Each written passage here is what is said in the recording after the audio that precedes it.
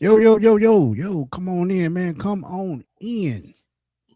Come on in, man. Let's have a conversation right quick. I know it's late night, 9 o'clock. Know y'all had a long day, so we ain't gonna keep y'all long. We just want to talk about the press conference. That's it. I seen a lot of y'all in there this morning. Giving me shout out. Shout out to y'all. Shout out to our boy Silk, man. Glad you're feeling better, my brother. Yes, sir. Keep getting better on your end. I Please. done, bro. Trust me, I have, and I know it's not a joke. So prayers up to you, man. Pray you get better, my guy. Facts.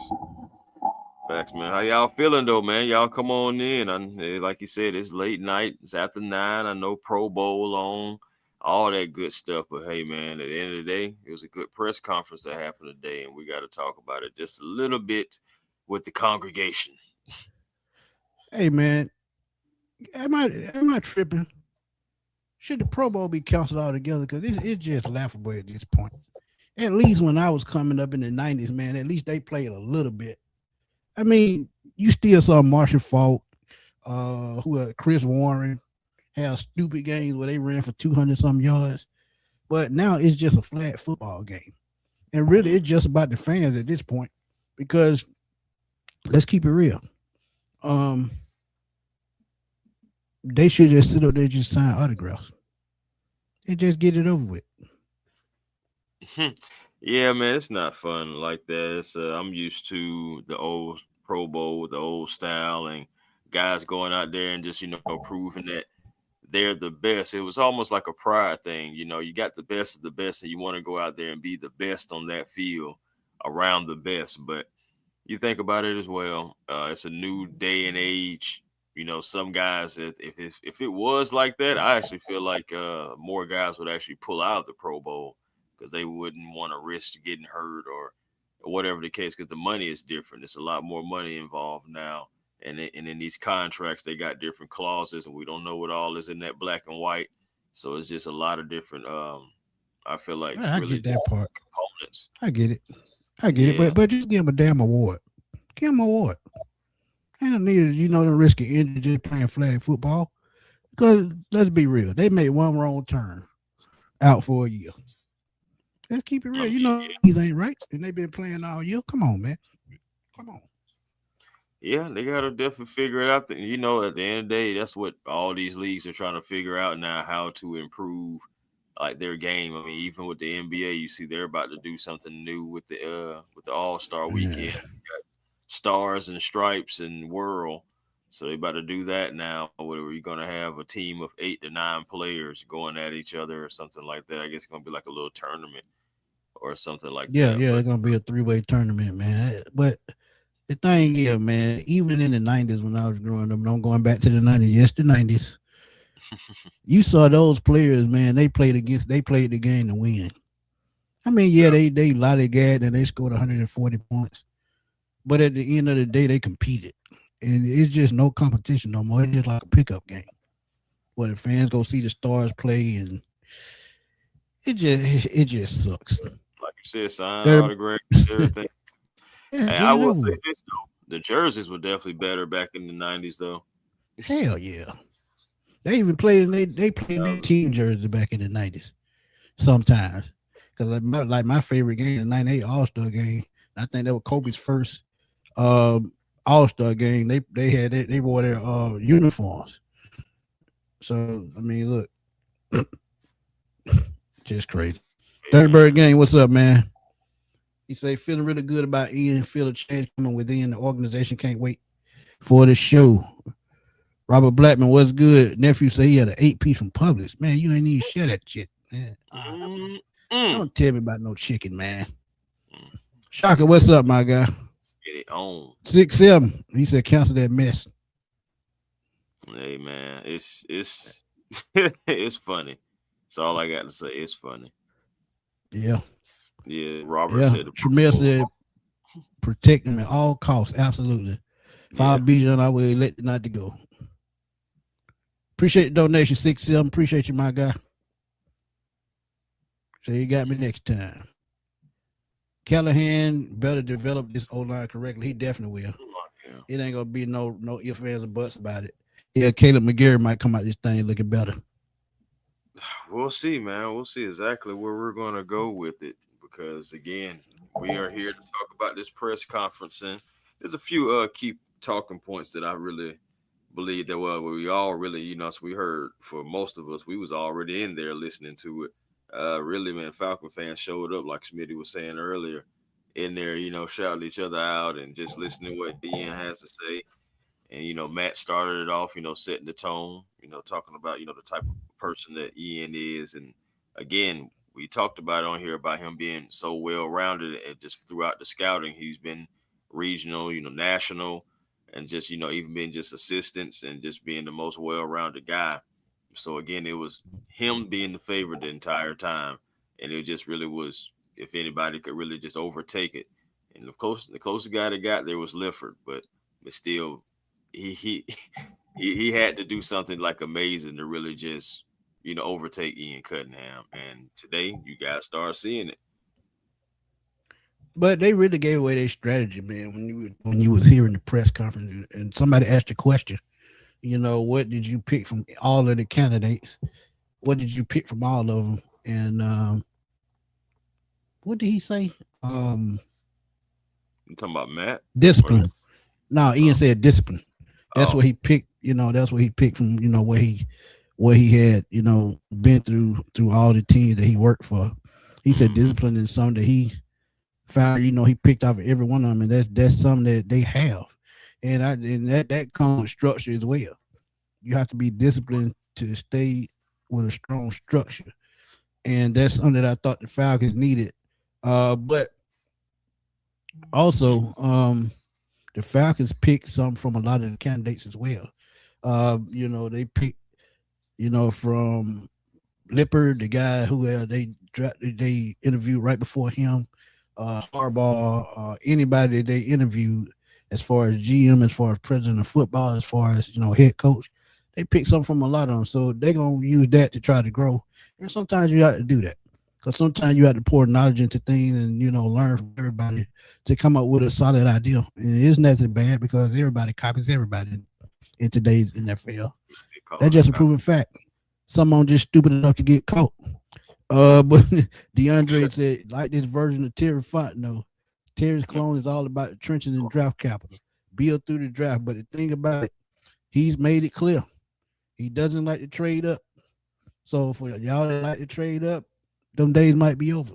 And it's not a bad thing. But think about it. They did it all the time. They still find the right player. So and he actually worked with some of New England's front office guys. So he knows how it works. But go ahead, Chris. Yeah. Thank you for the donation, DeAndre, by the way. Go ahead, Chris. Yeah, salute to you. He emphasized about draft, develop, and retain philosophy. So again, he's signaling that the old aggressive style, just like Smitty was talking about trading up and everything, getting rid of draft picks, and like how Terry was moving. He basically said, so that aggressive style, I'm not about that because he's talked about stockpiling draft capital and how you can't have enough draft picks, labeling them as currency. And he also hinted about trading down and trying to maximize the team's picks. And the thing about it, what you got to remember is when it was the time to where they turned 5 picks into like 9 picks or 11 picks. So again, like this whole scenario really can work out for the Atlanta Falcons because even if you go, man, well, we'll get into it some more, but I just like, hearing those type of things and him being that previous offensive lineman talking about the roster construction and being tough and physical. That automatically just lets me know that it's like, yeah, if you're going to be on that line, you're going to have to be like kind of like the lunch pail type of a guys. And when I think about that type of Falcons, the immediately what comes to me is like when Todd McClure was on here and he talked about the guys like Tyson Clabo, the guys like Harvey Dahl, like those hard-nosed type guys that just in the trenches and all they want to do is just get in there and just and some rustle it up, so like I'm liking what I'm hearing about that though. Seriously. Building through the trenches. Facts. 6-7, appreciate the donation, my brother. Appreciate you. Spot, my guy.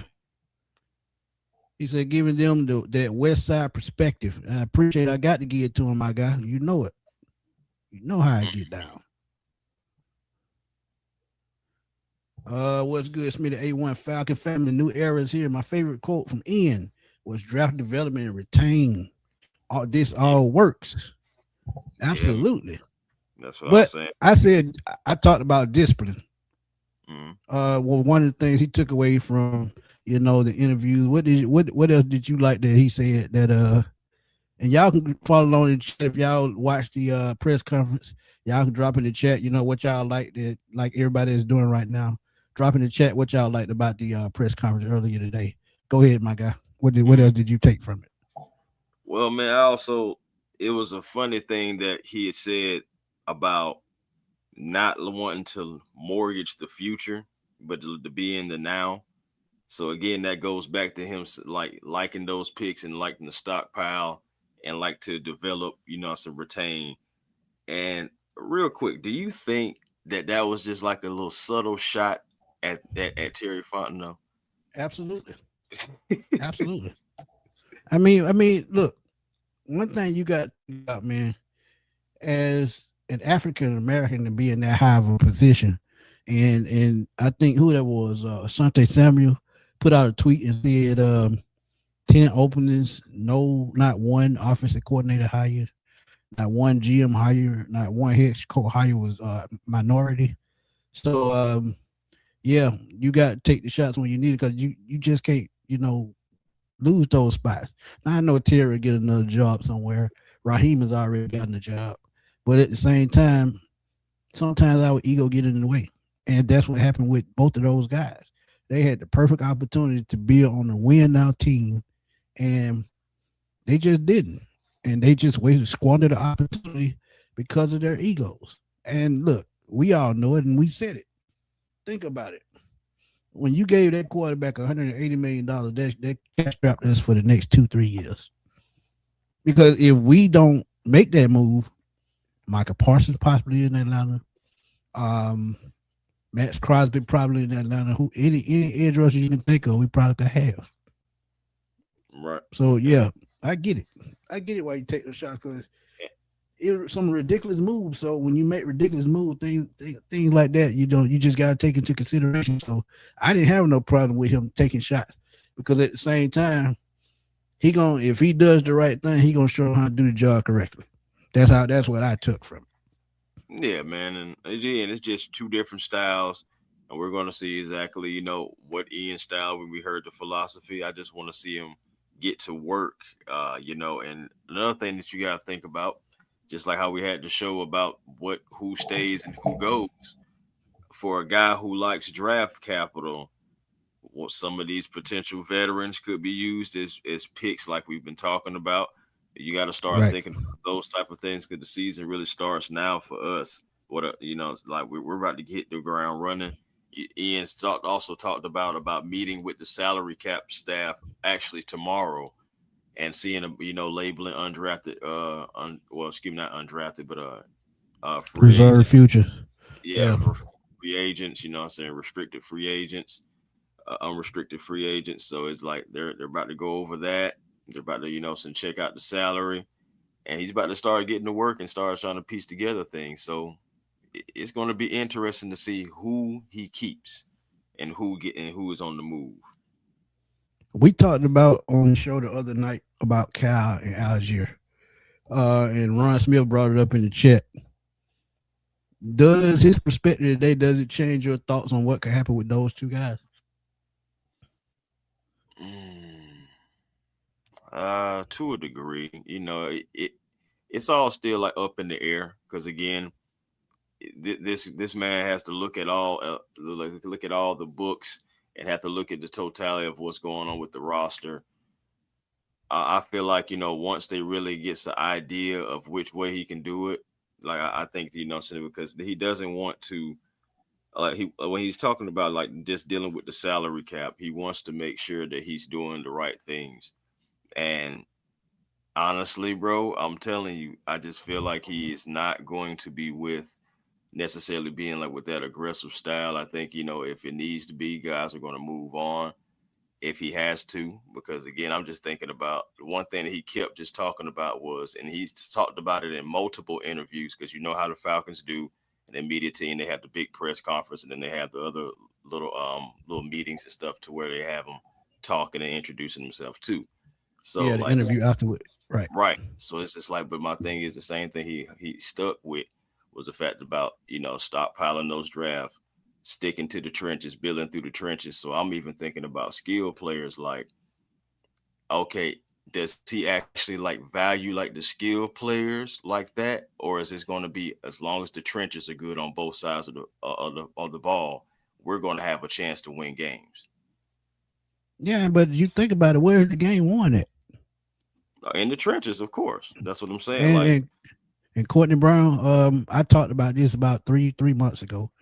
With what you saying, I think Jesse Bates will be traded for more picks. With his contract coming to an end, yeah, I thought that. I've been telling Chris that for months. Because you got to think about it. If you sign now, you could, like I said, you could sign him to an extension, to bring in more cap space. But I think he's what 30, 31. So he's getting up in age, and we saw what happened with Justin Simmons a couple years ago. He just wasn't the same, or he probably just didn't fit what we did. They thought they were going to be interchangeable from one safety to the other, but it didn't work. But with Jesse Bates, I hope he stays, and I think he's a big leader of this defense. But at the same time, you got to think about that contract. Now, if I'm Ian or Matt, I'm going to Jesse and say, hey, we want to sign 2 more years, but we want you to take a little bit less money so we can keep building this team the right way. Either he can take it or leave it. If he leave it, you got to make a tough choice of trying to get draft picks for him. And I think at this point in his career, you could probably still get a solid second or solid third for him at this point. And that's still better than what you're going into the draft with. So Kyle is another one. I mean, you tag him, see what the market looked like for him. Hey, give me a second round pick or a late first rounder for him. You can have that's him. but that's what I'm saying, man. Some of these guys can be used as that, because you can still tag picks or sign picks and still trade them too if you want to. Not saying that he would do that, but at the end of the day, we're still getting to know him. So we're gonna have to figure out exactly, like, now that he's in charge, like what his philosophy is, how much he's valuing certain guys. And I mean, again, everyone that is here right now, he didn't necessarily draft. So it's like, okay, can I get something for this asset? Right. And so I can get more of this currency, as he's calling the draft picks. Because also, I did like the fact about this quote when he said, "You don't want to have too much dead money," and he said, "We're going to be creative and we're going to be innovative in that area moving forward." So Right. again, he said the cupboards are not bare in Atlanta, and we have talent on the roster. But so my job is going to be to continue to add competition to it and to enhance it, and to help Kevin Stefanski and his staff to get the right players in here so we can have consistency to compete for championships. That's the goal. Yeah, and that's the way it's supposed to be, man. And look, one thing about dead cap space, it can stricken a team. Because we've seen it right now with Kirk Cousins, $27.5 million still after he gets cut this year. Still, he's not going to be here next year. Still 12.5 million. You saw the thing with Matt Ryan, $40 million in dead cap space. At the time, the most ever by a single player. So look, you can't have it. And look, if you building a team, you got to have the money to do it. What Bill Parcells say about the grocery? You got to go out and shop for it. If you ain't got no money, how you gonna shop for it? How? But Right. let's get it. Say what he took from it. It all sounded good, but let's be real. We all done and heard this before. Let's see what Ian does. Actions speak louder than words. Absolutely.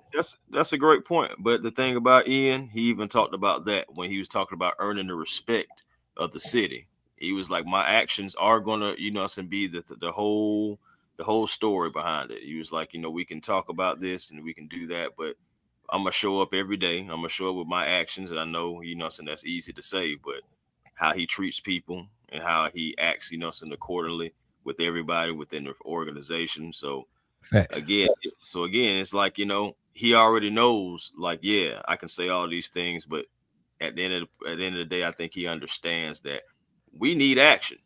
Atlanta Falcon fans, we need action. 8-2. I ain't saying Terry did a terrible job. I'm just saying he could have did a better job as far as stepping up. Because look, Arnold Ebiketie to me was a questionable pick from the jump. Troy Anderson, I didn't like that pick from the jump either.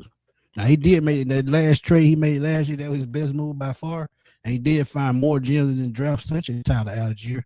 Um, but he Brandy. found gems in the draft. But at the same time, if you don't agree with the Kirk Cousins signing and you feel like you're back against the wall, speak up.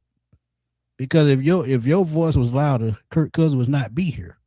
But you took sides with Raheem Morris, trying to get him what he felt like he needed and what he wanted. But look, it backfired. So you got to put your foot down. If it's somebody out there that you wanted, that you felt like could have came in and did the job for a much cheaper price, you should have stepped up and said something. Yeah, hey, I agree. I mean, at the end of the day, I said this before. Maybe he felt like he didn't have that voice. Maybe he felt like if I do go against it, I'm gonna be out of a job quicker than what I would like, and I like my job for the most part. Facts. So, but Base will be I 29, so he still haven't hit 30, so he got time. So if he yeah, signed another 2-year deal, he'll only be 31 when it's over with a 32, and that's still, decent age. So yeah, you sign him to an extension. all right, man. We've been kind of dancing around this a little bit. Okay, go on, step on it then. The whole thing, that went around was about they asked Matt Ryan about the quarterback situation, and Matt basically said that, hey, said neither of us are the head coach of the team. We can't answer that question. Man. So he said, I think all of us are going to get together, and Ian is going to be a part of that. Saying for the next 3 days. But he never would commit to Michael Penix Jr. being the quarterback on week 1. But I will say, I think, there's no way he could say that, though. There's no way you really can, definitively just say that. I mean, I know Michael Penix and what he's saying, but you think about it, even in his interviews, he kind of, I'm going to be ready, but he kind of dialed it back just a little bit because he don't want to put too Right. much pressure on himself. And I just think that's really what it is. It's like we really do have to have these conversations and we really have to see what's going on. And I did like the fact that he said that because it's like it makes me feel like he's going to give Kevin Stefanski that authority on who's going to play as far as like the quarterback situation. I'm just hoping that Kevin Stefanski is like if it needs to be a change at quarterback, we're not waiting too late at the end of the day. That's all I'm saying. Like whatever at any position, not just quarterback, but just any position. If somebody is not holding up their end, like how long before you are able to make a change or at least an adjustment, or should I say? Yeah, and see the thing about it, A1, they can't just come out and speak on it because they can't give away, what they're trying to do. If they do that, they'll lose all leverage if they're trying to make a trade or no matter who it is. So what they do is they just try to throw out, blanks. But when it comes to the quarterback position, and he right, they'll come up with a plan, and Ian, him being the GM, him and Matt being the GM, they'll come up with a plan, and they'll look at the salary cap and say, hey, we got this much money to spend. And this, if they make enough salary cap space, it'll let us know what they're going to do. And then you got to also think about they are about to get a raise, which is about 21 to 25 million. That's going to factor in big because right now I think they're at about 16, 17 million. And after Kurtz, if they cut him, they'll be about 16, 17 million. So you add that 20 to 25 in, that'll be anywhere from 35 to 37 somewhere in there. So with the quarterback position, honestly, I'm still thinking you got to go find a way to get Mac Jones. Mac Jones on 2-year, $4.8 million contract. If you can't get Mac Jones, I hate to say it, but you got to draft another quarterback. And if Carson Beck is there at the end of day 2, early day 3, you definitely got to think about it. Because now that you have all these coaches in place, that what we thought with the last regime that they said that they had 18, which wasn't true. But now that we see it with our own eyes, you have 3 former offensive coordinators coming in and rotate around Tommy Reese. So if things fall out of place, one of those guys steps up. So now they have that type of coaching staff in place. They can go out and get another rookie quarterback.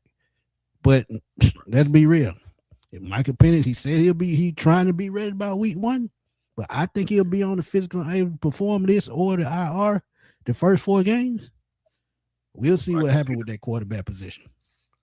Yeah, I mean, I can see that, man. At the end of the day, my whole thing is, man, don't be rushing yourself, and I don't want the Falcons to rush them either. I just want it to all come together when it's supposed to, because this is a very important for the franchise. This is the franchise quarterback. We're hoping we're not going back to the draft board. Yes, looking for a quarterback because we have other things that we need to take care of and other positions that need to be filled. So, it'll be Right. quite unfortunate if we're back looking for a quarterback, especially this offseason. I know I did put out a poll. I got somewhere about 60, between 60 and 70 votes on it right now. And I asked, after the recent news with the coaches and everything, what do you think we should do? I was like, believe in Penix, draft a quarterback this year, or sign a bridge. Now, mostly in 60% did say, what I'm saying, to stay the course and believe in Michael Penix. But yeah, you still had 9% that was like draft a quarterback this year. And then you still had another 30% or so that was like, hey man, get you a British quarterback.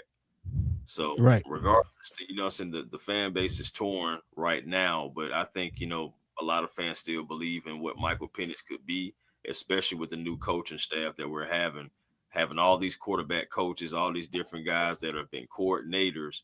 We have to think about it. We have 2 former offensive coordinators on the staff right now. Facts. So again, I feel like, honestly, I'm gonna say this right now, and I'm talking to healthy Michael Penix. I'm ready to go and I'm ready to get out there. Healthy Michael Penix. I'm looking at it like this: with all this quarterback help that is around now, I am going to be expecting more from my quarterback. And it's like, and if I don't get it, it's like, okay, we got to take a step back and just think about it. Okay, is it really our quarterback? Because we have all this different help in here. But of course, Facts. what I'm saying, that's just, what I'm just saying. I'm for Michael Penix Jr. So I am expecting healthy Michael Penix Jr. to go out there and do what he's been and do what we think he can do, which is dazzle us, which is win football games. And you think about some of the games that we were in. I still think about that Patriots game to where Michael Penix, yeah, it was an up and down game. It looked a little bleak at first. Thank goodness for Jalen Walker and James Pierce Jr. I'm saying, so we could end the half in that right. But you think about Michael Penix, he did bring us back, and all we had to do was just get the extra point. We possibly go to overtime. You never know what happens, but of course we know what happened. Kicking situation, special teams. Facts. So at the end of the day, like, I Talk still about, believe in Penix. yeah, I do too, man. But Huckabee makes a great point, man. August 19th will be 9 months from his surgery date. Expected recovery time will be close. But you got to think, you got to factor in training. You got to factor in, mini camp, training camp, OTAs, all that. He's not going to be ready for any of that. So what he's going to have to do is have to work his way back during the season. This is why I think he starts the season on the IR before he can catch up to what is going on. Now, he will be in the film room, film session and all that. I get that. But what about the speed of the game? What about that first hit? You got to think about all of that. So, I mean, look, it is not going to be easy. It's going to be a process. But we want to welcome our boy Ryan from Birdcage LLC. And Ryan, talk to us right quick. Man, you know what? You said quick, so I'll just go ahead and just quick. No. You know what I mean, man. Just talk. Gotta slide in Just there talk. like Arsenio did in Harlem talk. Nights. Quick. You But got anywho, jokes. yeah, I got, come on, man. It's a lot of stuff going on with this team. And when we talk about Penix at this point, look, Arthur Blank has already said he thinks he's going to be the future. Everybody keeps saying, oh, well, they said it. The key word is think. You don't know how he's going to be coming back off of a third ACL injury. Now, not saying that he can't come back and do great, because, again, he needs to sit. I'm not trying to rush him back. If they're going to put him in the forefront and try to make him the future of this team, the first thing I need to do is build up this offensive line. That's the first thing I need to do, because it wasn't just him that got hurt. Remember, Cousins got hurt the year before. So again, there's 2 quarterbacks that have been injured at the hands of our offensive line, not having the depth and not being able to pass protect. Right. So at this point, you're bringing in a guy that's a former offensive lineman that was coached by the great Al Groh. If you don't know who he is, do your research on him. Former Jets coach. Yep. Yeah. Also was a head coach for Virginia when Ian Cunningham was there. But he also was responsible for helping the Giants draft one of the greatest defenders of all time, at Lawrence Taylor. That was his coach. So you're bringing in a guy that has been groomed not only as a player, is in what he knows about toughness. He understands it because he played. Might have not played in the NFL for long, but damn it, he came up under a Bill Parcells disciple. So you know that toughness and running the ball and pass protection is going to be the main thing that we're going to be focusing on and getting his depth right. Yeah, and he worked up on the Ozzie Newsome. He worked up on the Ozzie Newsome as well, so he knows how to build a team. I know you already talked about it. That's why I didn't even say anything about Ozzie. There's no need to speak on Ozzie, the great Ozzie Newsome, the unicorn tight end that we hope that Kyle Pitts could turn out to be if we keep him. Right. That's going but to be Blake. Then you also got to look at. Right. Quick. Blade Runner say, let's be honest, there must be a quarterback on September the 1st to start the season. Pitts will not be ready on that date. Cousins is on the roster, or go get someone else to go play, ready to play. Kirk Cousins ain't gonna be on the roster. That's the problem. Nah, he won't be. Go get Mac Jones. Go get Mac Jones. Make it easy. There still is the option to cut him and still bring Kirk back. Don't y'all sleep on that option. It's still out there. Oh yeah, I know you to be the first one that said it. I got the clip already ready. So you already got the gun loaded. You just ready to just fire. I'm just waiting on it. Yeah, my boy A1 said this. Check this out. But you know what, A1, I don't disagree with you. I don't disagree with you on that, A1. I think that's very possible if they can't get a quarterback that they would want. I think that is a strong possibility. But I would say out of all the quarterbacks that's out here, go get Mac Jones. He's cheap right now, and really it would be a prove-it deal. Yeah.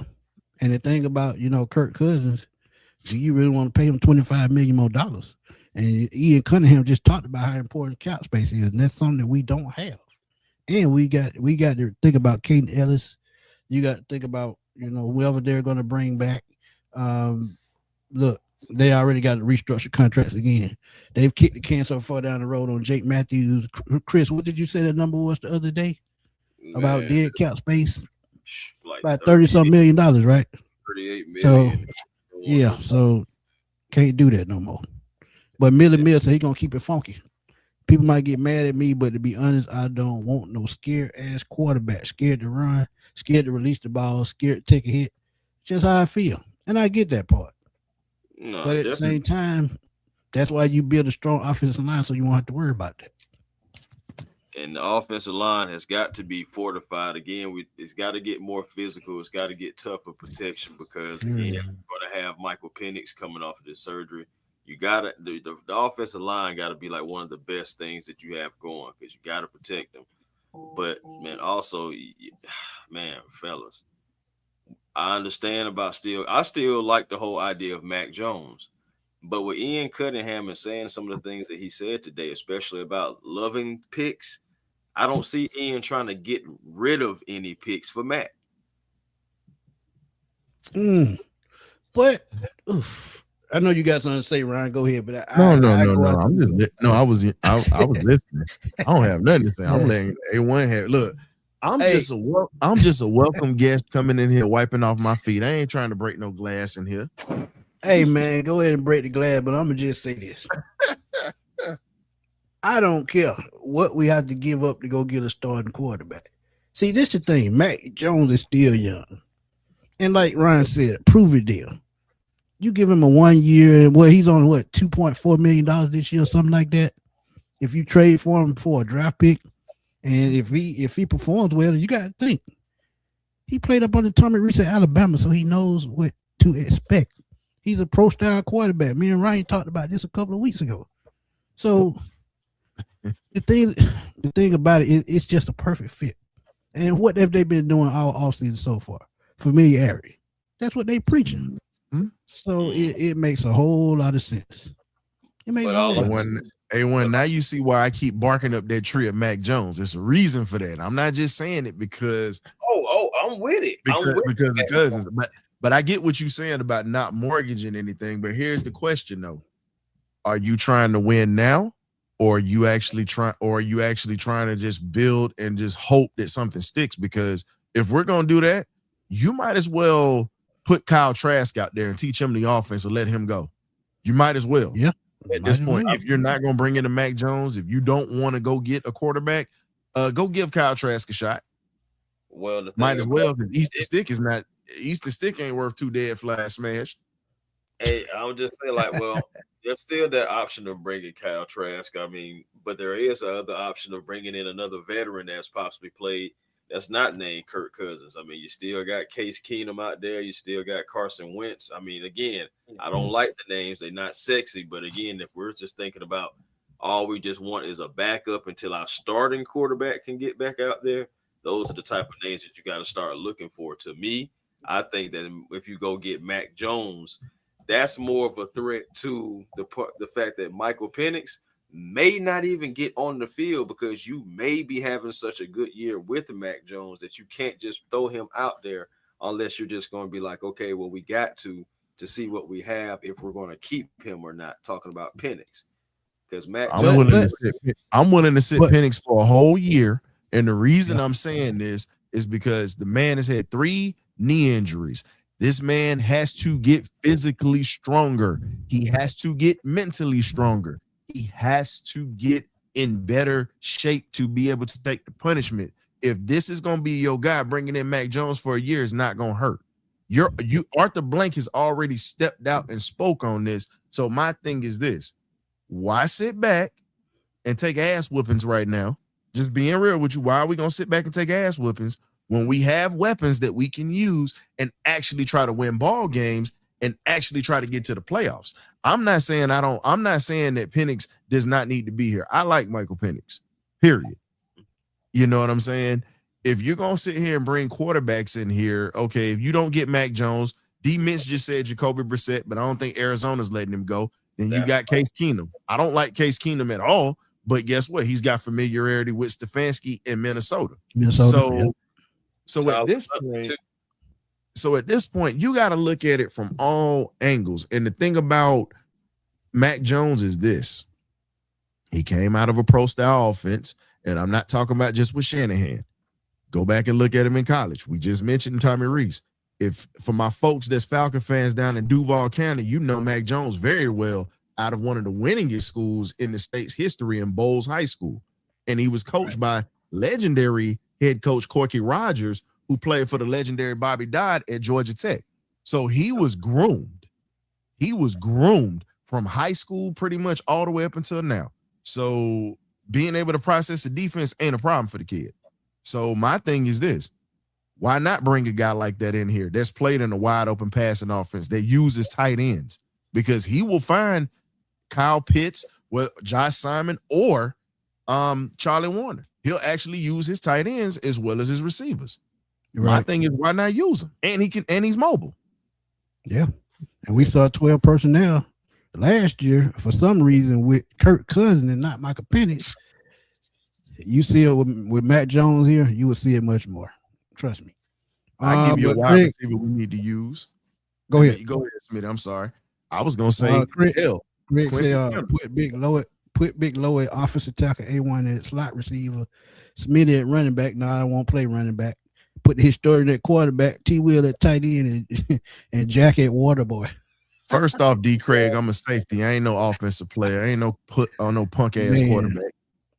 I probably wouldn't be a running back if I had to play. If I could play, I would have been a quarterback. Y'all can have it. I like hitting folks. I like destruction. Only way I play the slot is if I'm playing the slot about 30% of the time because I got to be the Travis Hunter, you know what I'm saying? I got to be, playing corner on the other end. And then, sometimes you can use me in the slot, like if you need like a third down play, you can throw me out there and I get out there. No Aaron Rodgers. Oh no, hell no. Too much money. Aaron Rodgers. 41 years old. No. To be honest, I think Aaron, the only team that he'll play for right now is the Steelers, especially with McCarthy. If he even wants to, right. I agree. If he want to play again, right? Yeah. Joy says, "Show me the field product on the field." Yeah. Absolutely. I'm with you, Auntie Joy. What's happening? We're gonna see it. And see the thing, we talked about draft picks, and we talk about Matt Jones. You tag Kyle Pitts and trade him, you get that pick right back. Facts. So look, it's no problem with me. I'm going to give. And see, they don't want to let San Francisco. They don't want to let Matt Jones go because they know Brock Purdy injury prone. So they might, charge a premium. But hell, even they ask for a third round pick, they gonna get it from me. Why? Because, like I said, you can make moves and get that pick right back. Because Kyle is gonna give you at least a second or a third round pick because of his skill set, and depending on what the bidding war gets to be. Because they're going to be 3 to 4 teams that are going to call you, hey, what you want for Kyle? Such and such offer me a third round pick. You want to move that up to a second? Such and such offer me a fourth round pick. You want to move that up to a third conditional second? I mean, it is ways you can work around these type things. So I don't have a problem with it. We're going to figure it out, fellas. I think I'm really interested to see what the draft moves are going to be. Really just in complete off season with this being his first off season. It's going to be really interesting. I can't wait to see, what's going to be the first move. Like, are we going to trade back immediately? Are we going to take somebody at 48? Like, is it going to what style of philosophy is he going to come in with? That's going to be the most interesting thing. A1, keep this in mind. There's going to always be somebody that slides in the draft. Look at last year. You asked me, and I did a profile on him. Xavier Watts to me was the end of the first top of the second round, draft prospect. He fell all the way to the third round, 96 to be exact. So there's going to be somebody to fall back. So if they trade back, say like they're at 48, and like I told you the other day, when they hit the 60, at that 60 range, that's what bottom of the second, top of the third, somewhere in there. You get that spot, you possibly get a 5th and a 7th round pick with that. So I mean, you'll still get a quality player because Tyler Algier is a 5th round pick, Greg Jerry 5th round pick. So I mean, look, first pick, last pick, 50-50 crapshoot no matter what. So I mean, go for it. Go ahead. I got something for you. It's not pretty, but I don't care about a pretty draft. And like he said, best player available. There's a kid that we can get on this offensive line. And he plays y'all's guard out of Iowa. His name is Jennings Dunker, 6'5", 320. And you talk about footwork, raw power, and a mean streak. But what he would play? He could play guard and he could play tackle. He's interchangeable. He's out of Iowa. 6'5", 320. Yeah, he would be one in waiting though, because we looked at Caleb McGarry the other day. His numbers are just stupid, and they can't move on from that. But go ahead and explain. I was just gonna say the thing about him is he also was an all-state wrestler and the track and field guy, so that already tells you that he's a dual threat. Familiar. Yep. And then he was a state wrestler champion, state wrestling champion, which that says a lot. He's a Midwest kid. And that's what they do out there. But the one thing that he has a mean streak like Harvey Dahl. Go back and look at the footage. I've seen how he finishes blocks. I've seen how he's literally mauled linebackers. If you get in the alley when he's pulling, good luck trying to stop him. Good luck trying to stop him. That sounds like Mr. Larry Allen to me. Exactly. And the thing is, he heavy set dude runs a 5'2", 5'3", I think, at 320. That's solid. So now you understand what I'm saying. Like, right. Ian Cunningham's going to look at bringing in stuff that's going to be able to protect not only his quarterback, but his running back as well. See, this is the thing nobody's talking about. Bijan has to work too much in that backfield. Yeah. When you bring guys like that in here in the trenches, that is a guy that you lean on that can actually not only open holes, but also be a menace as a pass blocker, and he's hard to get around. And he doesn't mind getting in a fist fight either. That's why I'm saying he's like one of the nastiest linemen that's in this draft right now. Yeah, there's always one lineman that sneak up into that second round, bottom of the second, top of the third. ATLGA Faithful, what's up, my guy? Y'all go check out ATLGA Faithful on YouTube, man. He doing his thing over there. He said 100 watching on the 40 likes, man. Get them likes up. And also, man, y'all see the banner at the bottom, man. Crank up them super chats. Crank up them super chats. My boy Zay in the bag, man. What's good? What's good? Check out Zay in the bag on YouTube as well, man. He doing his thing. He into music and sports. He a double dual threat. Yeah, he do his thing on TikTok. That's good, Zay. And y'all hit that like and subscribe button for these fellas, man. I'm sorry. I see too many people in chat. It's 100 and something watching it. It is only 25 likes, man. Let's get them likes up for these boys, man. They put in hard work day in and day out for not just the Falcons, but for all Atlanta sports, and bring great interviews, man. Come on. They give you their time away from their families. I understand this struggle because I do it myself, but man, it takes nothing but 1 second to hit that like button, man. Help these guys stay in the algorithm and keep this money going in Smitty's pocket. He got to get them chicken wings. Hey man, I got to give my dog Chris that sweet tea and potato salad to go with it. That boy. But I got a serious question for y'all though. Hold on, Ryan. What's up? That boy Tay said we let Kyle Pitts walk. We only get a 5th round 5 comp pick in return, so I don't let him walk. I honestly think they resign him, franchise tag him, trade him, and you lose money. No, he's not under contract. If you sign him and trade him, I mean whoever he trade him to, they're gonna pay the salary. They're gonna have to be part of the deal for you to get him. That's what I'm saying. They meeting with the salary cap tomorrow, and shoot, on Monday they're gonna start the draft process. Something that Matt said he's never been a part of, and it's gonna be his first experience. So that's gonna be interesting. And again, everybody's gonna be bringing something to the table, and everybody's gonna be like each one teach one, so we can get the best product on the field and the best some results in the draft. Because I'm liking from what I'm hearing, I'm thinking that Ian is going to try to trade back. So again, I'll still love the Mac Jones idea that we've been talking about. Is just if he's staying true to what he's saying in that press conference today, you can forget about Mac coming here, because that means he got to give up a second, a third, possibly even a 4th rounder, and it doesn't sound like he wants to do that. He loves his currency. Okay, so now think about this. Since Mike LaFleur is going to Arizona, that might change their thoughts on Kyler Murray. And honestly, I don't think it will, because I think now, if they change their mind on Kyler Murray, do you pivot to Jacoby Brissett? Because he also, and somebody in the chat said it, he also played for Stefanski in Cleveland. He did a decent job. So do you swing for the fence that way, or what do you do? Well, I mean, isn't Brissett under contract still too? So that's what I'm saying. But what draft capital? It's only one quarterback that probably y'all can get that knows that system. I don't trust him because of his history, and I'm not saying bring him here. So please not think saying it. But Jameis Winston is available too as a backup. Oh, I said that last year. I would have took him last year. I don't have a problem with that. I was open in saying that, and I know about it. Go ahead. I respect him in the locker room as a veteran, being able to help. He'll probably help Michael Penix get along, but at the same time, I can't trust him in games, man, because we've seen him with games on the line. He give up the draws.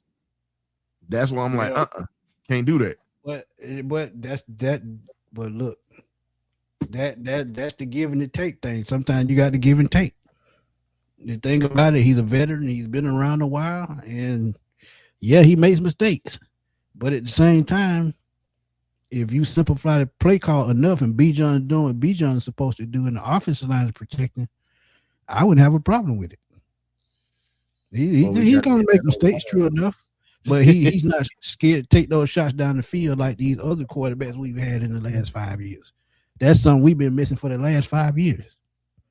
So, well, yeah, we know he's gonna have the social media jumping here in Atlanta. That's gonna be entertaining. Oh yeah, boy, shit, man.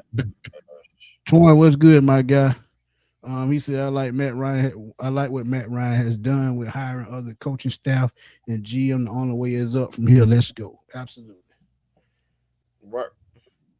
Have y'all gotten any news on Jerry Gray? Because I know it says he's still with the Falcons, but we don't have. Yeah, it ain't looking bleak.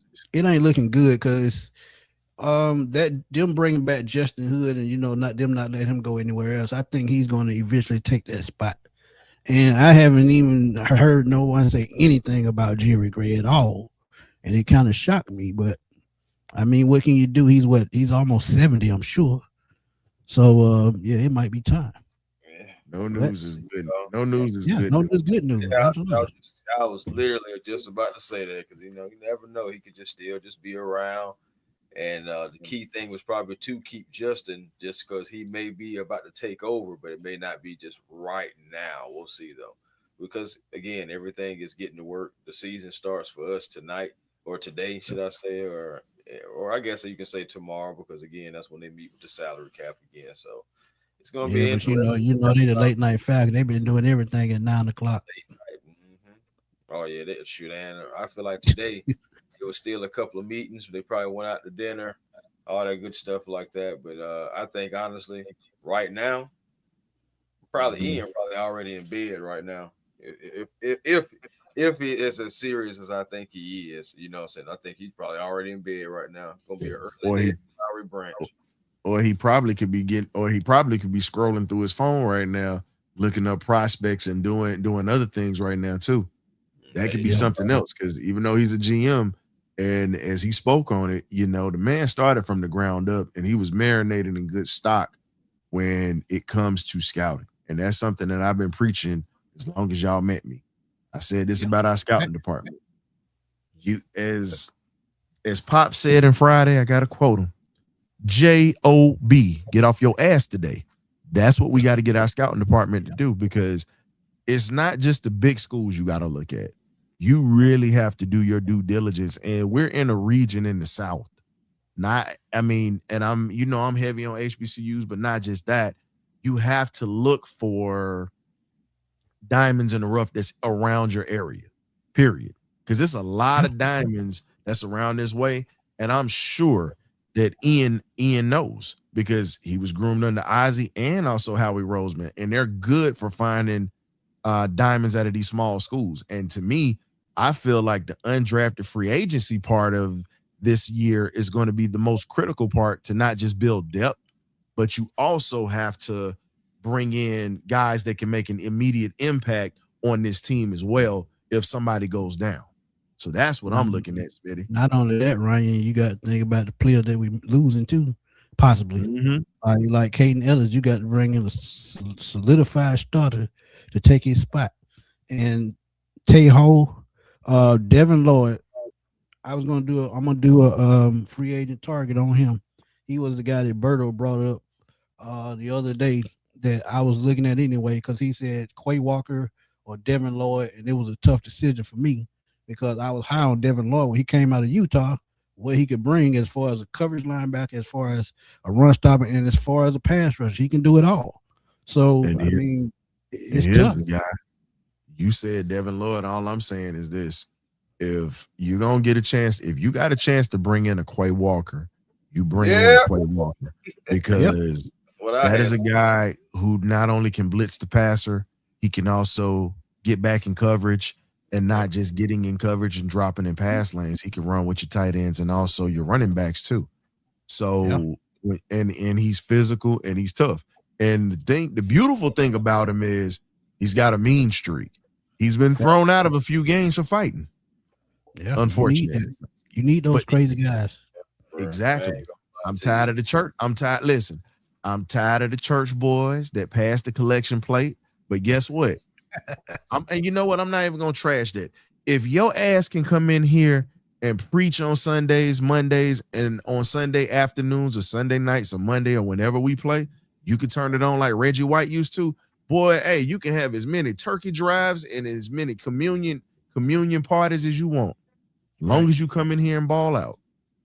Facts. Nando said Bates and Pitts are traded for picks. Just watch how this plays out. I can see both of them. I've already said it. I can see both of them being traded, but we'll see because with Bates you lose a lead in that secondary, and that's some right now. AJ can afford to lose. Even though I agree with that, you got to think about not really having a number 2 cornerback. You can have a young guy there, and Eric Stokes, the guy to Las Vegas, free agent corner. I can see him in Atlanta too because he's still a 4-2 guy, press corner, and he fits what they like to run. So, and he's a hometown kid. And he's a hometown kid. So, they probably may go ahead, Chris. Do you think? And I think they may probably keep Bates though, because you think about it, he's still grooming Xavier, and he's still going to be helping out Billy as well. So, that's why I said just give him the 2-year extension and call it a day. Gotta have some veterans on the team. But that Quay Walker, I've been on that. That would hit like. Boy, that'd hit like cocaine in '88 if Quay Walker came on this defense. Oh yeah, boy. Devon Diablo. Perfect replacement. Diablo. Oh, Jesus. And here's the other thing. Another free agent that's coming up is Breece Hall. Now, if you do get rid of and I want Tyler Algier to stay, I pray that we can keep him. But if you can't, do you explore the option of a Breece Hall coming here? I actually think he may. Boy, I think that number gonna be too high.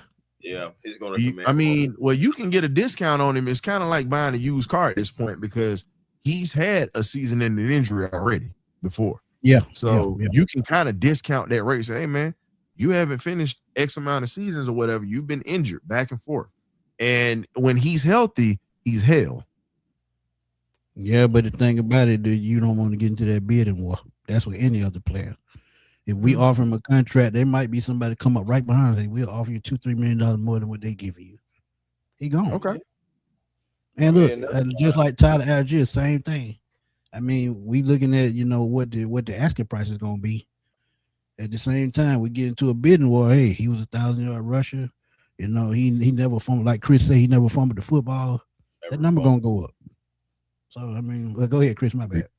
Yeah, no, I was just saying, he never fumbles. Again, for me, like I would rather get into a bidding war with one of my own than just to be trying to get in a bidding war for Breece. Like for me, I would just try to see if I can sign Tyler again 2 years, maybe 15 mil, since 16 or something. Because I mean, at the end of the day, the guy is still valuable, and he is very compliment to John Robinson.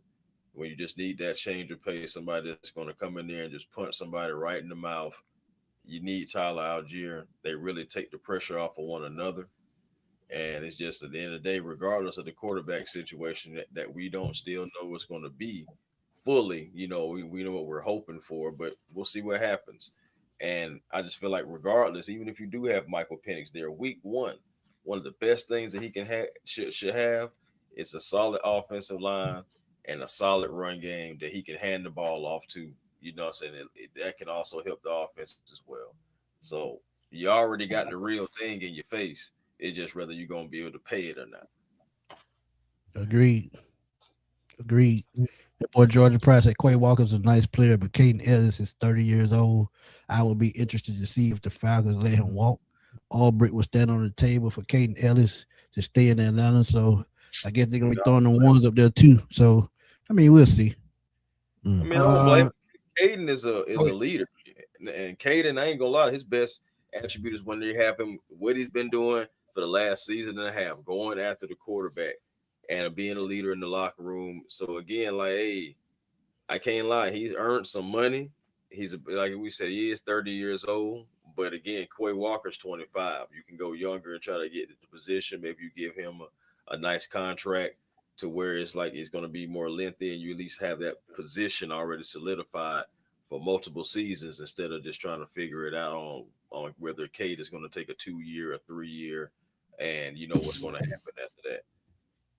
Yeah, I get it. Tay said Trevor Etienne if we going that route, Javonte Williams. But I don't think we're Trevor's too going to bring in inconsistent. starters to become backups. Say that again, Ryan. Trevor's too inconsistent. That's the reason why Jacksonville is letting him go. And remember, Yep. he got his job taken by a guy that wasn't even a starter. Right. He was a rookie, wasn't he? I'm about to say, Yeah, the guy that he got his job taken by because he's been used, but most of those carries have gone to guys that were pretty much camp bodies at the time, and they got a legit running back haul over there in Jacksonville. No, they do. Yeah, and They I had think to you trade. just can't put. Go ahead, Chris. No, I was just saying they had to trade one guy. Right. Exactly, and he's playing in the and he's actually getting ready to play in the Super Bowl. Yep. It look like that sometimes. And He the went thing to New about England. replacing, yep.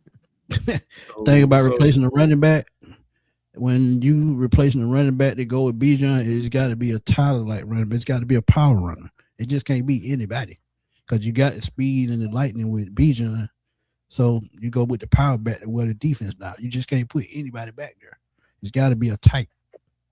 Right, and that's what I'm saying. They complement each other so well. You have it right here in your face instead of trying to go search for it.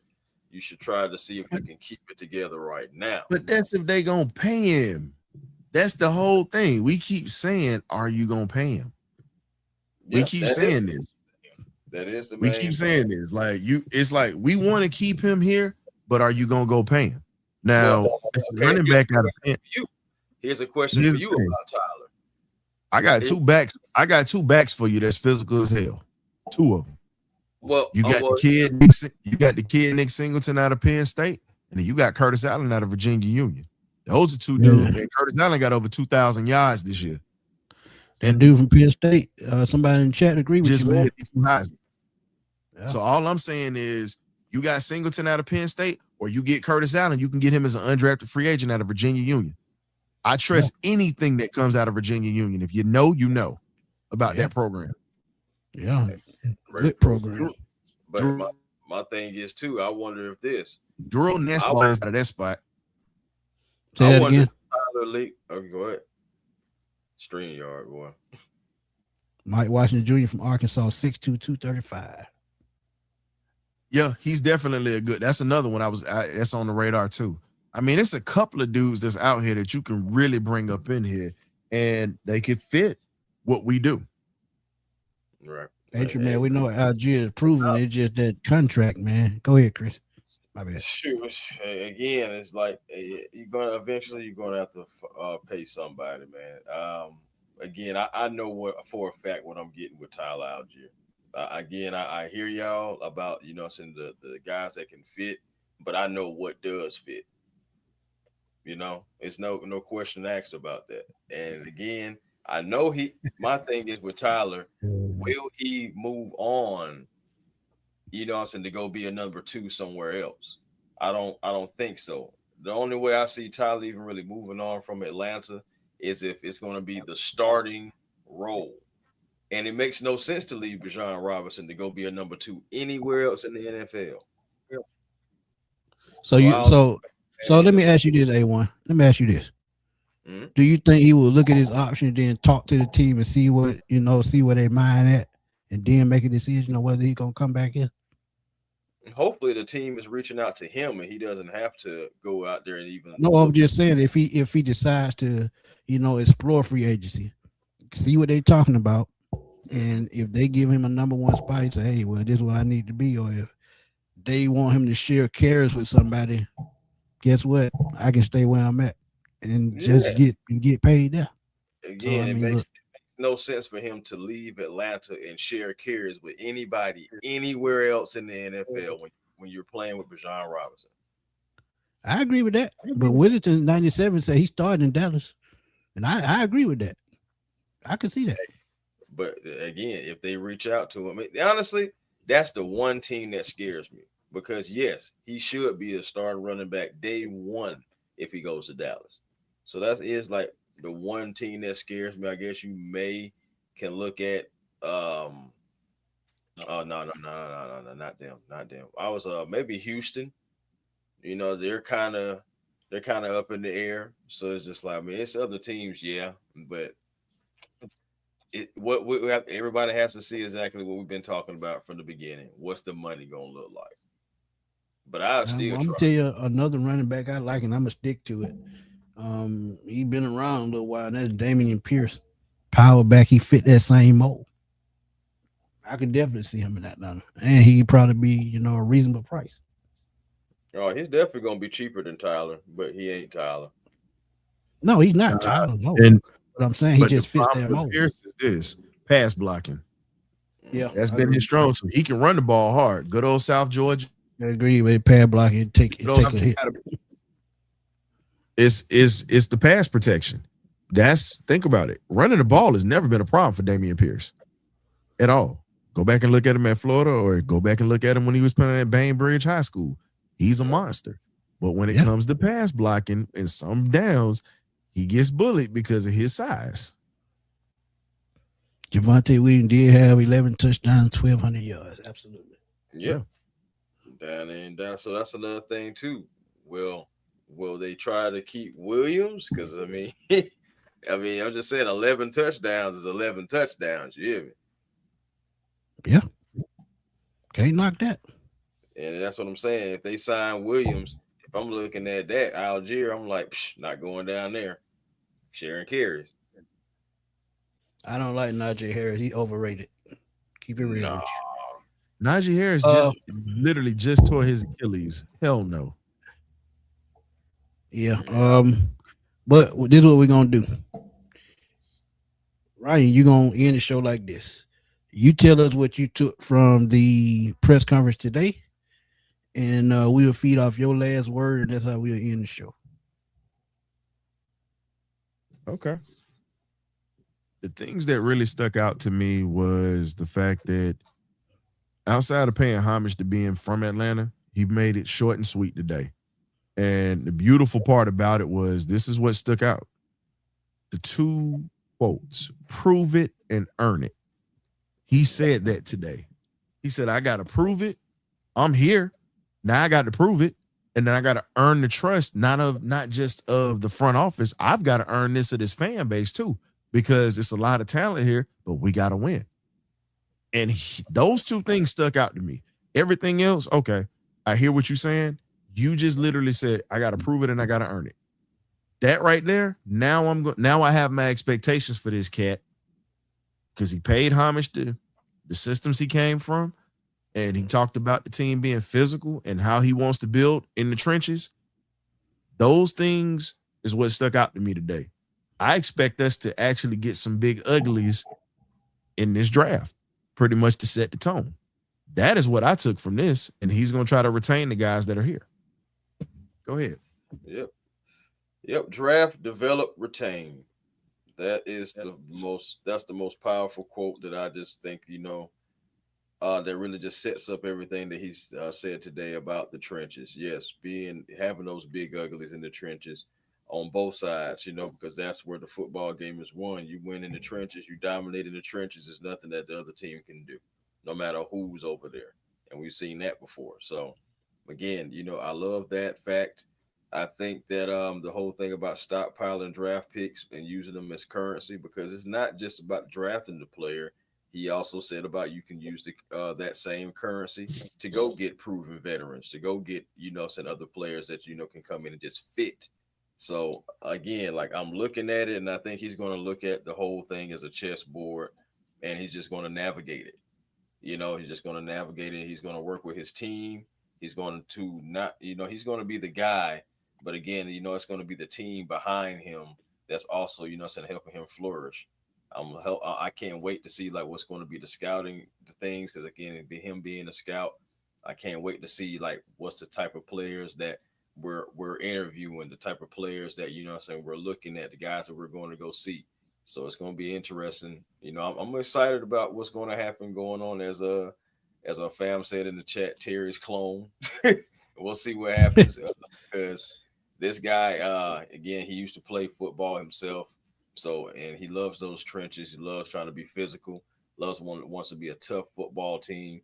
And think about it. We've been asking to be a tough football team really since like 2012, 2013. You know, when you think about it, just think about our offensive lines really since those times. We've been more so a finesse than really like power. Even the power running style that we have is still more so finesse. So we're going to see exactly what happens. Then you add that with Bill Callahan and add that with the also offensive talent that we got as far as offensive minds to go along with it. I am expecting some things. It may be, even if it is slow out the start, because again, I keep talking about those first 6 games. At the end of the day, I'm still, my goal for this season is the playoffs. Once we get to the playoffs, then we can start rewriting new goals. But first and foremost, we got to get to the playoffs. So I don't want to put the bar no higher than that, guys. Get to the playoffs. Yeah, I agree, man. I agree. But my whole thing in a nutshell is I just want to see how he's gonna fill out this roster. That's all I want to see, how he's gonna do it. If he fills it out and finds a way to do it with just 5 draft picks, or if he make trades that we don't see coming and it's what's best for the team, I just want to see how he's gonna dig himself out of a hole when times get hard. And I think the first year is going to show us exactly how he does that. You see what he did in Chicago the last 2 years with Ryan Poles. They went and got their future quarterback, went out and made, key moves with the offensive line, when they got Montez Sweat, Grady Jarrett on their defensive line. They drafted Brisker, and that team is still young. So they're going to be right back in the mix next year. And you got to think about the running back position. DeAndre Swift, he was the every down back. But that young bull that they got, that number 25, he put on the show all season, man. So I just want to see how he's going to build his team from front to back and who he's going to put first as far as contracts and who he's going to pay and who he's going to bring back. Because he got some tough decisions to make. And that will let you know exactly, what he's going to be as a GM. But my final thoughts, man, y'all know what to do, man. Tell everybody where to find y'all. Go ahead, Ryan. Hey, man, y'all know where y'all can find us at. Want to appreciate Smitty and A1 for having me up for a moment. You can find me on the Birdcage LLC Thursday nights at 8 p.m. with the magnificent Birdcage crew. We got a special show coming up this week. We possibly might be getting Mr. Daniel Hatman on the show, former NFL scout who runs the scouting academy that trains and develops collegiate and NFL scouts or whatnot. 8 p.m. Just going to try to get him on. He used to work for the Jets, Giants, and also the Philadelphia Eagles. So he might have had a run into with Ian Cunningham. I'm going to find out on Thursday. And we're going to talk a little Falcon football, man. So you know how we get down. Like we say in the cage, man. Birdcage, you either go right or you get left. That's how we do. Oh, man, right. I got hired help now. That's the kid doing that now. Oh, I know it is. I know who it is. Got to earn that pay. But That's right. D. Craig. I could see this. I talked to my boy, let's get it about 2 months in a row. I could see them trading Drake London just so they don't have to pay him. You bring back Kyle Pitts on a cheaper deal, I could definitely see it. It's just what compensation would you get for Drake London? This draft is wide receiver heavy, so I could absolutely see it. But Chris, tell everybody where to find you. Hey, man. A1 Forever Sports, that's the platform on YouTube. Come over, like, comment, and subscribe. Be a part of the A1 family. Love to have you. Also, Hawks Digest. Come on over there as well. We're going to see with the Atlanta Hawks if they're going to bust a move before February 5th is over or if they're going to stay pat and wait for the offseason. But also Twitter, A1 Forever, Instagram, A1 Forever, the real A1 Forever on TikTok. Let's see how we build these trenches. Let's see who stays. Let's see who goes. If you missed that show, by the way, go back and watch that show because we definitely talked about about 8 guys, I think that show, Smitty. About 7, 8 guys that show. So yeah, hey, and not everybody that we talked about is going to stay. So, right. No, it was 7. Yeah, it was about 7 or 8 because we added some extras at the end. Mm-hmm. Yeah, so y'all please go check that out, man. And like he said, man, go over to A1. I'm sorry, Hawks Digest, man. He dropping news every single day over there on Hawks Digest. And if y'all want the latest trade news for the Hawks, he got y'all, man. Also, y'all can catch me at FatBoySnap_21 on Twitter. I'm always over there blowing that thing up, man, because that's what I do. And y'all know what to do, man. Stay tuned to the Sports Machine to get y'all my latest, greatest updates, headlines, debates, all that good stuff. And me and Chris do pop-up shows, of course. So we're going to keep y'all in tune all off season on A1 Forever, Smitty Sports Machine, and the Birdcage. So make sure y'all stay tuned to all three of our channels. And if y'all just tuning in or y'all first time joining the show, please hit that subscribe button on the way out on all our channels. And also hype up our videos, man. It helps us out a whole lot. And again, man, as always, thank y'all for the donation to the channels. Definitely appreciate y'all, man, as always. But for my boy A1, our boy Ryan from the Birdcage, we're going to holler at y'all soon, man. Peace. Ghost.